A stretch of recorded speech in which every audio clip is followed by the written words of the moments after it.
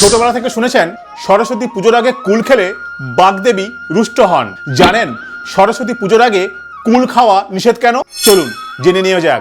সরস্বতী পূজার প্রধান নৈবেদ্য হলো কুল। কুল ছাড়া বাগদেবীর আরাধনা অসম্পূর্ণ বলে মনে করা হয়। পুরাণ মতে বিনা পানিকে তুষ্ট করতে একবার কঠিন তপস্যায় ব্রতী হয়েছিলেন মহর্ষি ব্যাসদেব। তপস্যা শুরুর আগে দেবী সরস্বতী ব্যাসদেবকে দেখা দিয়ে বলেন, যেখানে বসে সে তপস্যা করবে সেখানে পুঁতে দিতে হবে একটি কুল বীজ। সেই কুল বীজ থেকে গাছ উৎপন্ন হয়ে ফল ধরা পর্যন্ত একটানা তপস্যা করতে হবে ব্যাসদেবকে।